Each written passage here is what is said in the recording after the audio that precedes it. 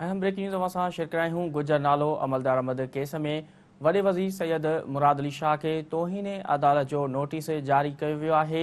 Supreme court chief secretary commissioner Karachi ऐं advocate general Sindh खे सुभाणे तलब करे वरितो आहे।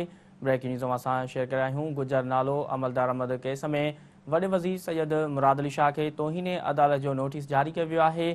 Supreme court chief secretary commissioner Karachi ऐं एडवोकेट जनरल सिंध खे सुभाणे तलब करे वरितो आहे। ख़बर असां शेयर करे रहिया आहियूं। गुजर नालो अमलदार अहमद केस में वॾे वज़ीर सैयद मुराद अली शाह खे तौहीन अदालत जो नोटिस जारी कयो वियो आहे।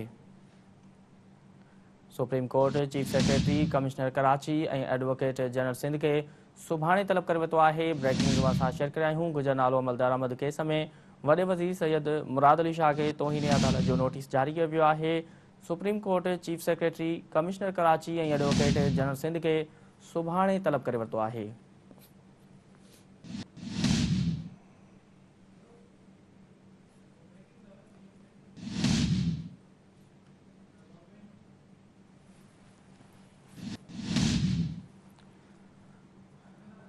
वधिक तफ़सील मालूम कंदासीं। टेलीफोन लाइन ते मौजूद आहे सिकंदर भुट्टो। जी सिकंदर, गुजर नालो अमलदार अहमद केस में वॾे वज़ीर सैयद मुराद अली शाह खे तौहीन अदालत जो नोटिस जारी कयो वियो आहे। इन बाबति आगाह कजो।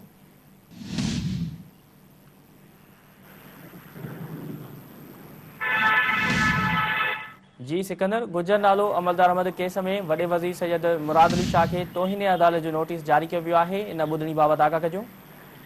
आज ही कयूं जेको आहे त सुप्रीम कोर्ट जी टे रुकनी बेंच आहे जेकी स्पेशल बेंच हुई जंहिंमें जेको आहे त गुजर नालो ऐं औरंगी नालो जे मुतासिरीन खे मुतबादिल जगह न ॾियण ऐं किराए जा चेक वग़ैरह न ॾियण ख़िलाफ़ वॾे वज़ीर ख़िलाफ़ तौहीन अदालत जी दरख़्वास्त जी ॿुधणी थी।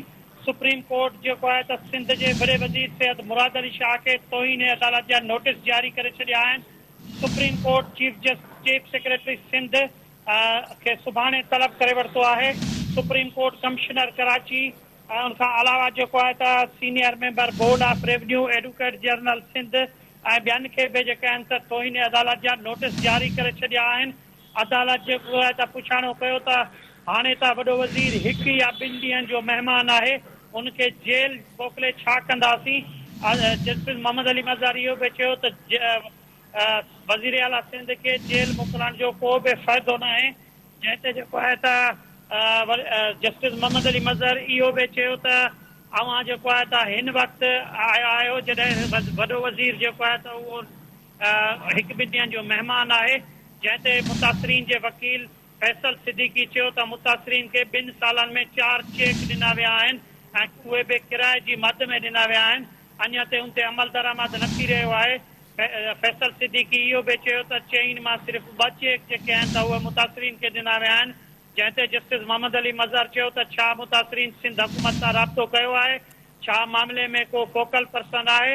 जस्टिस मोहम्मद अली मज़हर जो इहो बि चवाणो त छो त हिकु ग़रीब माण्हू सिधो सओं सिंध जे वॾे वज़ीर सां कीअं राब्तो कंदो। जस्टिस मोहम्मद अली मज़हर जो इहो बि ॿुधणी दौरान चवाणो त वज़ीर आला हाउस में ग़रीब माण्हू दाख़िल बि न थी सघंदो। तंहिं करे उन्हनि जी मुतासिरीन जे लाइ जेको आहे त अव्हां कमिश्नर कराची खे धुर छो न ठाहियो आहे ऐं चीफ सेक्रेटरी खे धुर छो न ठाहियो आहे। जंहिं ते जेको आहे त मुतासिरीन जे वकील फैसल सिद्दीकी इहो चयो त वॾो वज़ीर सैयद मुराद अली शाह उन ख़ातिरी कराई हुई जेको गुज़रियल हुकुम हुयो गुज़र नाले जे मुतासिरीन जे लाइ, जंहिंमें जेको आहे त 25 अक्टूबर 2021 ते वॾे वज़ीर अहिड़ी ख़ातिरी कराईंदे चयो त मुतासिरीन खे मुतबादिल जगह ऐं चेक ॾिना वेंदा, पर अञा ताईं उन ते अमल दरामद न थियो आहे। तंहिं करे असां ॿीहर जेको आहे त सुप्रीम कोर्ट में आया आहियूं। अदालत जेको आहे त वॾे वज़ीर खे तौहीन अदालत जा नोटिस जारी कंदे chief secretary Sindh commissioner Karachi ऐं एडवोकेट जनरल सिंध ऐं ॿियनि खे जेको आहे त सुभाणे 11 वॻे तलब करे वरितो आहे ऐं ॿुधणी सुभाणे 11 वॻे ताईं मुलतवी करे कई वई आहे। ॿिए पासे जेको आहे त गुजर नाले जा मुतासिरीन सुप्रीम कोर्ट ॿाहिरां जे एहतजाजी मुज़ाहिरो करे रहिया हुआ ऐं उहे एहतजाजी मुज़ाहिरो कंदड़ घुर करे रहिया हुआ त असांखे अञा ताईं जेको आहे त सुप्रीम कोर्ट जे हुकुमनि ते अमल दरामद न थियो आहे ऐं न ई असांखे मुआवज़ो ॾिनो पियो वञे ऐं न ई असांखे मुतबादिल जॻहियूं ॾिनियूं पियूं वञनि। संदन इहो बि चवाणो त असांजा घर जेके आहिनि त उहे बि ड्राथा विया, पर उनजे बावजूदि वाइदो कयो वियो ऐं लिखत में ॾिनो वियो ऐं अदालती हुकुम बि हुयो, पर उन ते अमल दरामद न थियो आहे। तंहिं करे असां हिते पहुता आहियूं। ऐं एहतिजाजी मुज़ाहिरो बि करे रहिया आहियूं। असांजी ॿुधणी जेकी आहे त उहा बि थी रही आहे। जी।